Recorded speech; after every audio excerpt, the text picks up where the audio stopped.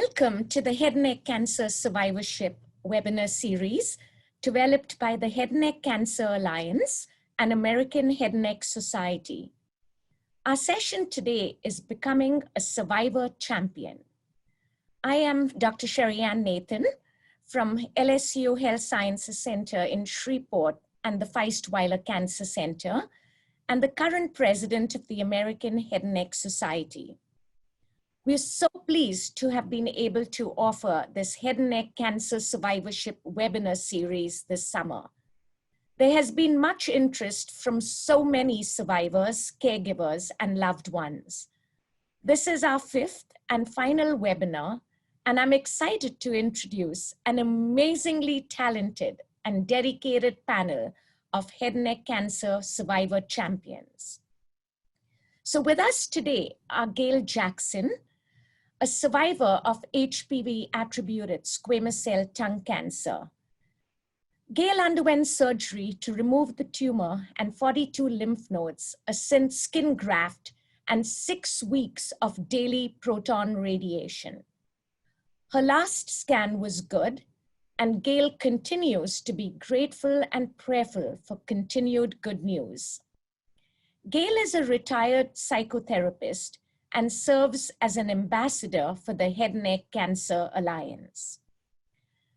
Jim Kelly needs no introduction, a 3-time HeadNeck cancer survivor and a Pro Football Hall of Famer. He led his team to 6 AFC East Championships and 4 consecutive championship appearances, and holds the all-time professional football record for most yards gained per completion in a single game. Jim, unfortunately, was first diagnosed with head and neck squamous cell cancer in 2013 and has been a Your Cancer Story spokesperson since 2017. I heard Jim at an ASCO Merck event and was so touched with his story, and I'm glad he's with us today. Jim has also graciously served as the spokesperson for Head and Neck Cancer Alliance's Oral Head and Neck Cancer Awareness Week. Jason Mendelsohn, a dear friend as we serve on the Head and Neck Cancer Alliance board, is also an HPV-related oral cancer survivor and serves on the board, like I said.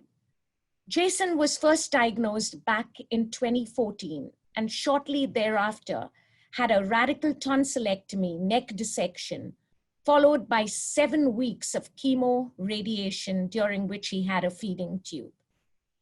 He made the decision to share his cancer story publicly so that others could learn about oral cancer screenings, including the HPV vaccine.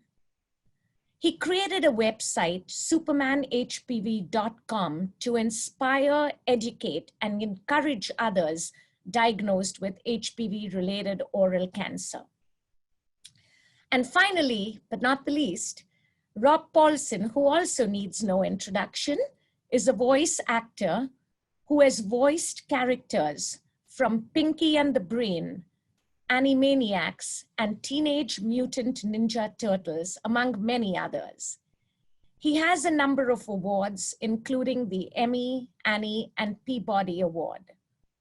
Ironically, a man who uses his voice for work found himself with throat cancer and has now recovered.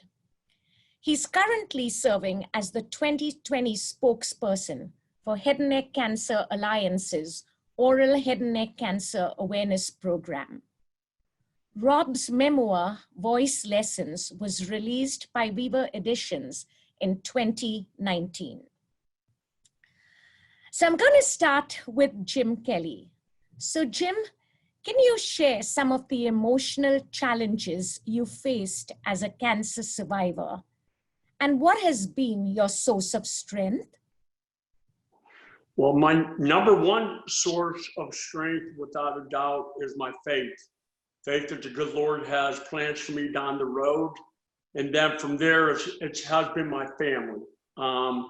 And I know that all the time that I travel the country, people always ask me about, the people that I had around me. And I'd have to say it's been my 5 brothers, which I'm thankful to have, but mainly has been my wife and my two daughters. One of the things, and I'm sure everybody would agree to this, that it's all about your attitude when you're going through tough times. And for me, when I was in the hospital going through my chemo, my radiation and everything, not one time did my family, my wife, my two daughters, or my five brothers walk into my hospital room with a frown on their face. They walked in every time with an attitude that they're going to make my day better by their presence. And of course, what they said, it was never that, oh, Daddy, how you doing? It was like, Daddy, you look so good today. Oh, it's great to see you. And then my brothers walked in, hey, Jim, are you ready to go for a walk? And I said, oh, no, I'm pretty tired. Get your butt up. We're going for a walk. Let's go. So it was about the attitude and always wanting me to persevere through those tough times. And as we all know, as cancer survivors, there's days where you're like, man, this is tough. I don't know if I can handle this. But when you have people around you, it helps so much. And you were asking about how I get through. That's how I got through it. But unfortunately, not everybody has that avenue. So for the caregivers out there that hear this, remember, not everybody has family members or friends that will come into the room and make their day better. A lot of times it depends on the caregivers. And I was always blessed. Not only did I have family members, but the caregivers when I was in the hospital were absolutely awesome, and I was blessed. Thank you so much, Jim.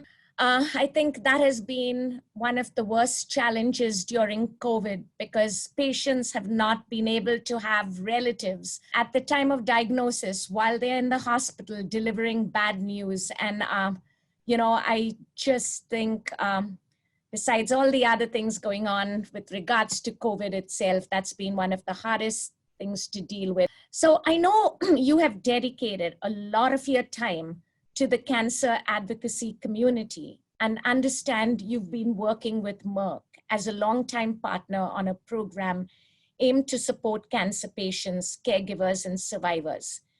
Can you share with us what that work involves and all that you've done for that program? Well, what was, I guess I learned, a while ago, the hard way. I had a son born with a rare genetic disease, and my wife and I, when we were told that our son, who was born on my birthday, Valentine's Day, and all those dreams I had to be able to do all the great things with him, we were told he had a disease called Krabbe leukodystrophy. And to make a long story short, we never heard of that. And we had no idea where to go, where to look, who to talk to. And we had to learn the hard way. And if we would have known back then what we know now, even a couple of years later, what we knew then, our son would still be here today. Unfortunately, our son is in heaven looking down on us. He passed away at the age of 8 years old. But when Merck came to me and we talked about all the things that we were thinking about doing, I'm like, wow, I wish I would have known that when I was first diagnosed in 2013, because my wife and I never heard of the disease that I had, the type of cancer that I was going through, the head and neck cancer. We never heard of squamous cell carcinoma. So we had no idea where to go, who to talk to. We looked it up and like, wow, what is this? But now I get it. And now I'm able to pass all that education that I've learned on to other people that have no idea what squamous cell carcinoma is. So for me, it has been a blessing, not only for the people that I talk to, that, email me, call my office, want to know, where they should look, what they should do. When I'm able to point them in the right direction, when I'm able to talk to them personally at times, that you understand why you teamed up, why you're going through this, why you've done all the things you've done, because you are making a difference. Everybody has their own story. The bottom line is being able to make a difference out there for people that don't know where to look. Like I was not able to find somebody or someone or somewhere to talk or to talk to about my son's illness. And all of a sudden, through my learning from back then, when Merck came to me and talked to me about my cancer, my story, that's when I had to reach out to other individuals and really start letting them know it's about your cancer story. But here's how you learn from the things you might not have known before, is by doing your research. And nowadays, with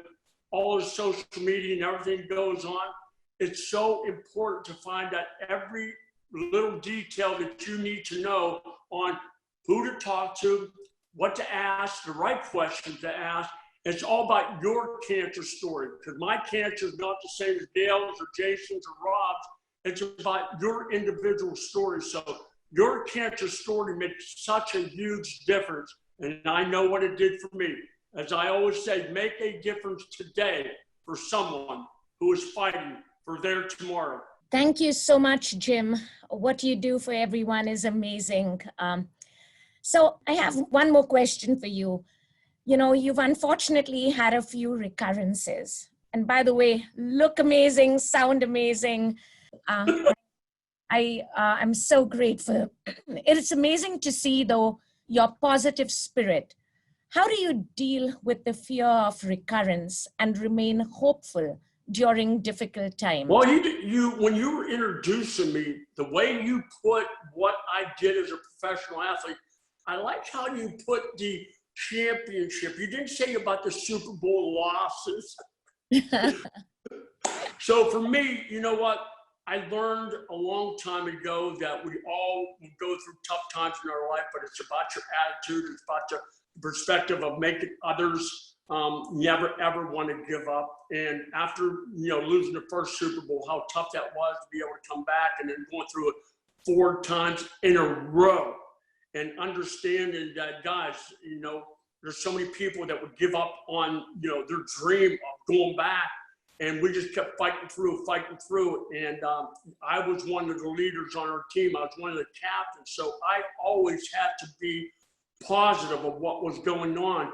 But I understood how the good Lord was preparing me back then, what I'm going through now with my cancer, with, not only that, but having a son born on my birthday, and then trying to focus on that and making sure you stay positive, not only for my son, but for his 2 sisters, for his mother, to make sure that they kept that positive attitude. And then all of a sudden, I thought that when my son went to heaven and all these things, I said, well, maybe this is something that, God was preparing me for. But I didn't realize that not only I was going to get hit with cancer once, but get hit 3 different times when it came back.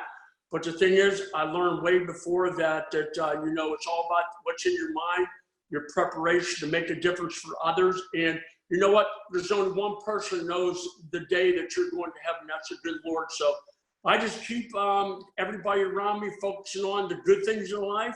Understand that it might be tomorrow, it might be 5 years, but I will make a difference for others that maybe as I said before, don't have all that support around them. So I just keep pressing on, and thank God for each and every day I have, and hopefully that I will be making a difference for others down there that don't have that support that I have, and maybe all of us on this panel have.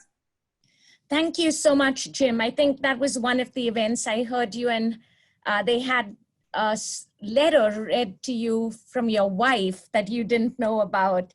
And it was, again, one of the most touching experiences. So what you're doing is absolutely superb through this program. Thank you very much. So Jason, I've often got texts and emails from you on patients who've reached out to you from all over the world. Can you please share your goal of global outreach to all continents, and how's your progress on that front? Thank you for asking me. And thank you for all your help, by the way, when I do reach out to you and the other members of the board. Everyone knows that or not everyone, but maybe most people know that I serve on the executive board for the HeadNeck Cancer Alliance. I found them as I was searching for information online regarding just support and positivity. And from that, through launching my website, which is SupermanHPV.com, I deal with people all over the world. And my goal is to have my cancer story shared in as many languages as possible on all 7 continents, to save lives worldwide. And so I figure that why would a life in a different country be less important than one in the US? And so, so it's going smoothly. I probably have 2 to 4 people a week from all over the world reach out. And again, purpose being just trying to provide information. I have good access through my involvement with the board. And so I think it's going smoothly, and I appreciate the information you provide, but it is to help everyone. Thank you, Jason. So tell us more about your moniker, Superman HPV, and your passion to educate others about HPV attributed head and neck cancer. So as Jim said earlier, when I was diagnosed back in 2014, I had never heard of HPV related tonsil cancer or just oropharyngeal cancer in general. It took me a while to learn how to spell that, by the way. But I launched SupermanHPV because my friends called me Superman during chemo and radiation. And I always tell people I don't want them to think I'm arrogant or I think I'm a superhero, but I was trying to think of a catchy name and site that would draw people to it so we could educate them about a diagnosis that I had never heard of. And so just to touch on that a little bit, my father's a physician. I was raised in a medical community, and I had known a lot about a lot of different cancers. And this was one I had never heard of. I had never had a friend diagnosed with, or I mean, just it was nowhere. And so the purpose of launching the site was to provide inspiration and information for those diagnosed and or researching HPV, the HPV vaccine, and HPV related cancers. And so that's where Superman HPV was born, if you will. And it's really helped me reach people because as they search online, it's catchy and it draws them to learn more. When I beat cancer, I realized that what I went through could help others. When I was initially going through treatment, I remember sitting on my couch and I was making videos to my kids saying goodbye. My kids at the time, my boy-girl twins were 11 and my son was 6. Every time I say this, I get choked up. And I remember making these videos over and over and over again, thinking, if this is the only thing my kids have to remember, it has to be perfect. So I would speak for like 2 minutes giving advice, and then I would mess up at the end and I would do it all over again. And so one of the reasons that I share my story as passionately as I do, even when people say, why don't you just move on? It's because if I have the ability to share my story and stop others from ever having to make videos to their kids saying goodbye, I feel like it's my obligation to do so. That's really important to me and what drives what I do in the advocacy community. Thank you. Thank you, Jason. That was so touching. I mean, can only imagine what it took to make that type of video. So thank you for sharing that story. Jason, what are some of the programs head and neck cancer survivors can become involved in to help educate others about head and neck cancer? So the head and neck cancer peer-to-peer program, the oral head and neck cancer awareness program, ambassador program. I'm sure there are survivors out here who'd love to hear about these programs to see how they could get involved. Let me touch on each of them just for a minute, and I actually have notes because I thought I don't want to miss something that is important. Again, the goal being that people don't feel alone, that they can get information that will help them remain positive and really have the best possible journey while fighting cancer, right? I mean, at the end of the day, I don't want people to have to search as hard as I did or others did to learn more. You mentioned the program that's launching in September. So that is the partnership that the Head and Neck Cancer Alliance has with Immerman Angels, and one can become a mentor angel, which is a one-on-one, peer-to-peer support, if you will, for someone fighting head and neck cancer. And so there will be more information on our site, and everything I'm about to mention is on the Head and Neck Cancer Alliance website. But that's going to be an amazing program where people can use their experience to help others. As well, having your local hospital or medical clinic host a free oral head and neck cancer awareness screening. And as we all know about Oral Head and Neck Cancer Awareness Week and the month of April, which is a great way to get your local community involved. I personally had a Smash Cancer Tennis Tournament where we had a screening as well, and it took place in Orlando, and it was really successful, where people came out and learned more about head and neck cancer. The third being the Inspire community of 10,000 members, which is online. It's a free community, and it's a way for people to interact and learn more, and also a great opportunity. And then the last, although not the last, the Ambassador Program, of which people can share their cancer stories, patients, survivors, caregivers, to, again, in my opinion, help others not feel alone when they're on this journey, because it can be tough, but our experience, everyone in this presentation, as well as many others out there through that Ambassador Program, can really help someone that needs that help. Thank you so much, Jason, and thank you too for all that you do for our patients. Thank you.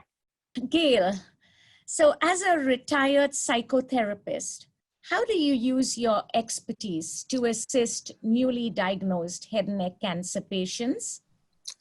Well, I would say that primarily I approach it not as a clinician so much as from my personal journey. People I've met, I have talked to about my journey, and you know, a lot of the things that have been said already, I feel the same way. You know, faith, which is not particularly a clinical process, but it's a spiritual process. I use my tools to talk to people about managing stress, managing anxiety, and having a network. You have to have a network. You have to have a positive network. So I wouldn't particularly say as so much as a clinician, as much as I would say it's my personal journey. And my personal journey has used a lot of the same tools that Jim talked about.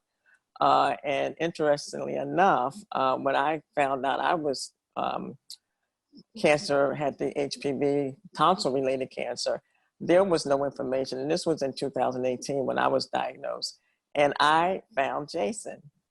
So for me, it was awesome because I had no idea. My reality was I didn't see many people that looked like me who had been diagnosed with cancer of that type. And I found Jason and read his story and reached out to him, and he was awesome. He was my mentor. And, you know, there was no one else. And I think I probably sent him a lot of emails and texts, because at one point I think Jason told me basically to suck it up, because I was moaning a little bit about all the things I was going through. And I think he told me, I can't remember the line he used, but it was something like, I know it was something like, it'll get better, it'll be better. But I can't say verbatim what he told me, but basically it was like, get over it and do what you got to do, because I was struggling, and it was tough. It was tough. But clinically, I would say I use my personal journey to talk to people and people I've met. I have signed on to be an ambassador, but haven't done a lot with it, but I'm open to it. But if I'm talking to people, like I did a program through the YMCA, which was a Live Strong program, and they have it at the Y. And there were people in that group, and one person in particular had the same cancer as I. And so I would talk to him frequently about, you know, attitude, and having a different attitude, because he was very, very, he was very depressed and he didn't have a lot of hope. He was not very hopeful. Yeah. And I would talk to him about attitude and how much that really matters. And just, you know, finding things to keep himself focused, not just on the cancer, but on life and living, because hopefully we will continue to live, and it's not just always about the cancer. That is a part of our process as we're living. So I think that my best way to answer your question is I informally talk to people. Sometimes the clinical hat comes into play, but more than anything, it's an informal conversation about life's journey and how to use all the resources you can to make it through challenging times. Thank you so much. And Jason, thank you for reaching out. And, it's just such a beautiful story to hear once again. What I'm hearing here, the message is you need not only a mentor, but you need a tough mentor like Jason and Jim. The message is tough it out, I guess. So as a psychotherapist, what would you recommend to other head and neck cancer patients and survivors to manage their anxiety, besides toughing it out? I actually believe exercise is a good tool, and humor is also a reasonable tool, because I have to say, when you get that diagnosis, a lot of times, like for me personally, I went through a lot of things prior to being diagnosed with the cancer. I had multiple surgeries that were spine related. And so when people found out I had cancer, the long story short of it, they were like, oh my God, aren't you sick of this? I mean, aren't you angry? And my thing was, no, I'm not angry. I'm just going to deal with it to the best of my ability. And along the way, I lost quite a bit of weight. And so I say to people, I don't recommend the cancer diet, but that is a part of not the greatest humor, but that's kind of how I just keep it moving with things. So I think humor is important. Friends and families, loved ones sometimes tease me about my voice, because later in the evenings, particularly when I was still working, my voice would get challenged because of the dryness of the throat. And so the kids, I was seeing kids in particular at that time, and they would say that, Miss Gail, you sound like Donald Duck. And so, I use some humor to manage some of this stressful times. So I say humor, exercise, a strong family support. Faith is very important to me. Whatever your faith, whatever you worship or believe in, something higher than yourself to help you to get through it, to know that you will be all right.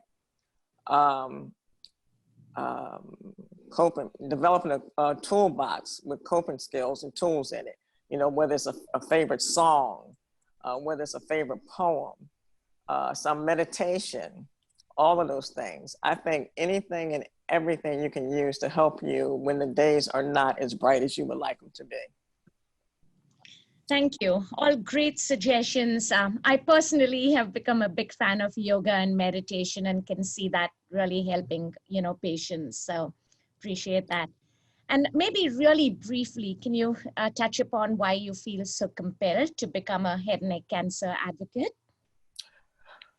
Well, I think it's important. Well, one part of it is that it keeps me engaged, and it helps me to feel like I'm making a difference through stressful times. And I think it is important for people to see other people who have survived and who are thriving and doing their best. I think it's good to get information out there. I'm a big reader. So there are books that I've read that I think have been helpful to me. And I think it's just important to give back. I actually did attend the program that Jim was at with Katie Couric, To Us With Love, and there was a woman there who had just been diagnosed, and her story was so powerful, but also painful. And she was really upset about her physical appearance. And I really wanted to catch up with her just to talk with her.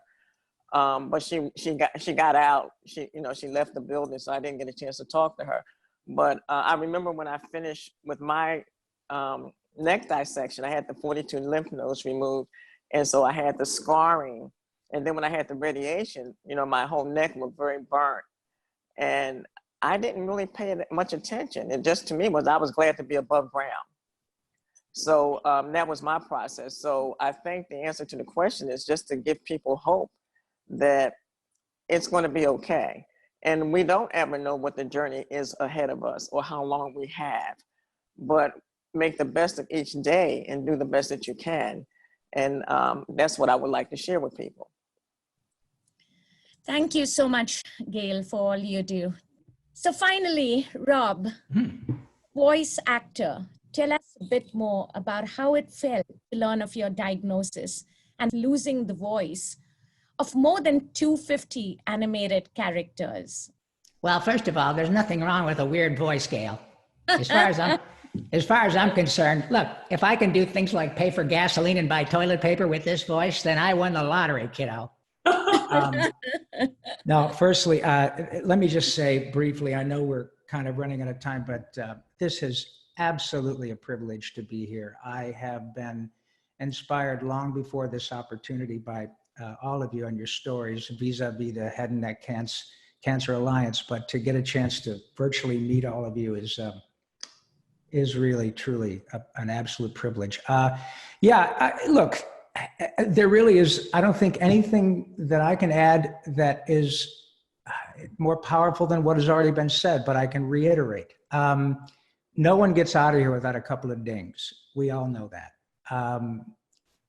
Mr. Kelly was the gentleman probably who inspired me the most in his journey because of his profile. I was quite aware of what Jim went through and understood that my diagnosis was in a different place, but similar, obviously, with respect to the type of cancer.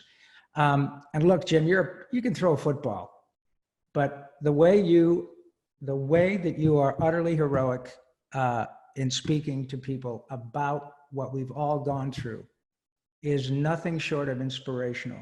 And most of us don't have the bully pulpit that you do. And you have chosen clearly to continue to inspire and share your joy and your pain with millions, including yours truly.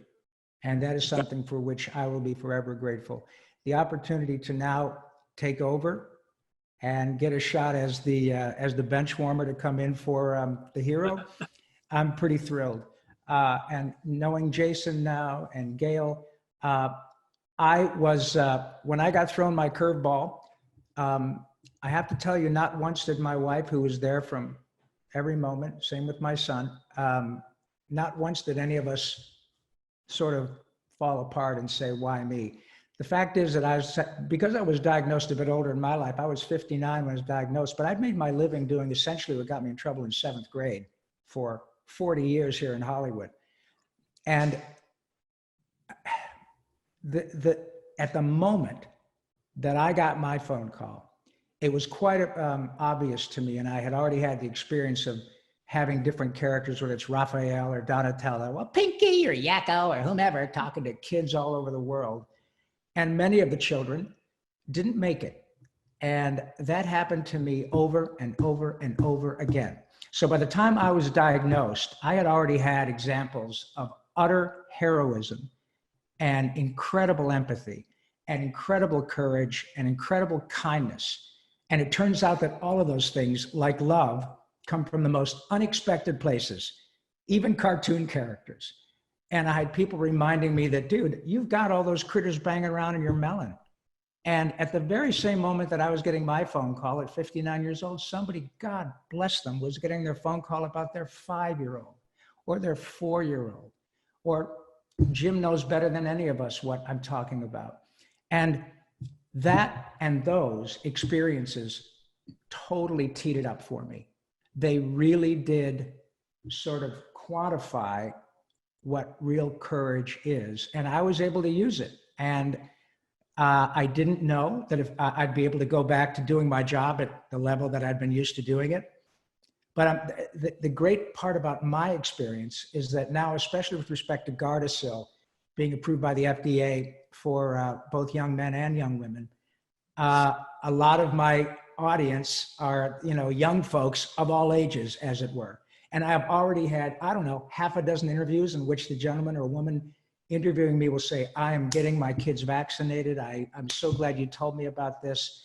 And so there are all of us here today, folks, and the folks who are going to be watching us will be in a position to help really do exactly what everybody has said, is make a difference. And Gail, you said something that was absolutely spot on. Humor is utterly essential as far as I'm concerned. I always say that laughter is the best medicine, and the cool thing is you can't OD and the refills are free. And You know, that's my story, and I'm sticking to it because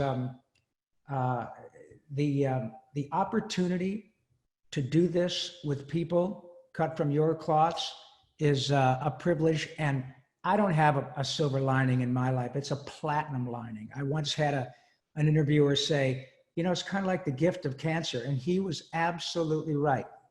And the context that I'm saying that, you guys understand. It's not that we wish it on anyone else, but if you got to go through it, boy, this is a real wonderful way to move forward, and to find out that you're actually changing people's lives is a gift that I will never able to be repaid. Thank you so much, Rob. And, you know, I'm so glad you're using your position to promote the HPV vaccine to the young, because I think, you know, who would have thought we'd have a vaccine to prevent cancer, and that people still don't get their kids vaccinated. So thank you so much for doing that. Privilege. So Rob, can you please share with everyone why you were compelled to write your memoir, Voice Lessons? Thank you very much for asking. Precisely sort of by what I've already suggested. I've been making my living doing silly voices. The first big show on which I worked was Teenage Mutant Ninja Turtles. And by the way, all of you, to the extent you've purchased action figures, thank you very much, because as a result of your largesse, my children's teeth are straight today. So thank you very much.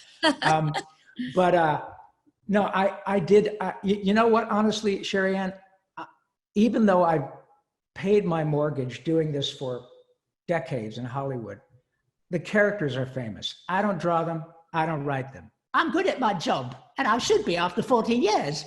But, and see, do you see what happened, everybody? That's exactly what happens. Look at Jason. Hey, hello, Jason. He's got, oh no, Pinky in the brain. And that never not happens. It is absolutely organic. It just happens, whether it's me or SpongeBob or Bugs or whomever. Okay. So I had that experience from the time I was quite young with Ninja Turtles, when it turned out to be what it was. And obviously, whether it was Make-A-Wish or, you know, I would get phone calls quite often. Hey, my little boy's, you know, struggling. Could Raphael give him a call? And of course, we all did it. I'm not the only one. But all those years later, once I went through my experience with HPV-related squamous cell carcinoma with occult primary, I truly did not know the extent to which those characters connected with people on a deep, I mean, soulful level. The stories I would get in meetings, at conventions and such, after my experience,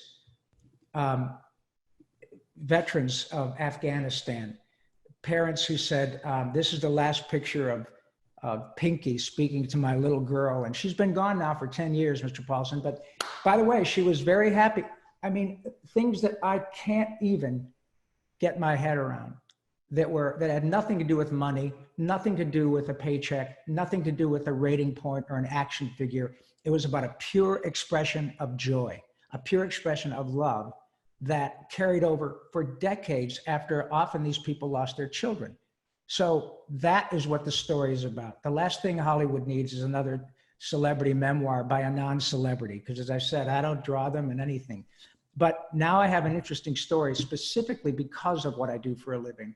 And the fact that HNCA gave me this glorious opportunity, as I said earlier, is nothing short of a privilege, because the numbers of people who continue to watch these shows, and some of which are being rebooted even as we speak from 25 years ago, are going to be able to celebrate things like Gardasil that, just like Hulu and Netflix, weren't even part of the equation 15 years ago. And those things don't save people's lives. They make them pretty happy, but we're doing some really good stuff. So that was the book. The book is about that connection, that joy, laughter, kindness, courage, humility, all of those things come into play. And I don't know that there's ever a time in which they all kind of come together than when you're in the midst of the fight literally for your own life, but then the opportunity to share that with people whom you may never ever meet, but the impression is indelible. And to be able to be in this position and the privilege of doing it, shame on me if I didn't. So thank you. Amazing, amazing. Just, you know, so many beautiful stories, so touching. I think it motivates all of us, not just patients, but physicians to take care of people like you. My job as a cancer surgeon, researcher, and administrator as department chair, I think I love best my patient care, and I think we all know why. It's people like all four of you that make our jobs so satisfying, and we thank you for all you do. Thank you. So I Thank am you. going to wrap up now because I think we're running out of time. So just want to thank the staff from HeadNeck Cancer Alliance, the American HeadNeck Society representatives, Dr. Nishant Agarwal from University of Chicago, Dr. Carol Fakhri from Johns Hopkins, Dr. Mike Moore, David Cognetti from Jefferson Health for all their hard work and putting this together, and the staff in particular from the Alliance, Amanda and Eileen. You know, head and neck cancer is an orphan disease, and we need a community of head and neck cancer survivors to rally and advocate for our patients. You'll be surprised, but voice prosthesis, prosthetics for orbital exenteration when we remove people's eyeballs or take their noses off, rhinectomies, are not covered by CMS. Hence, what you do is so important, and I'm so glad that we have this webinar series to get patients with head and neck cancer involved. I think you've seen today how 4 people, Gail, Jim, Jason, and Rob, have made a difference in the lives of so many with what they do. And I want to thank each of you and your caregivers for your attendance today. Thank you. So thank you once again for being with us and sharing your most beautiful personal stories. Thank you. Thank you. Thanks very much. Pleasure. Thank you. I would also like to thank our supporters, including our Survivor Champions sponsors, Merck, Bristol Myers Squibb, Rakuten, and AstraZeneca. Thank you, everyone.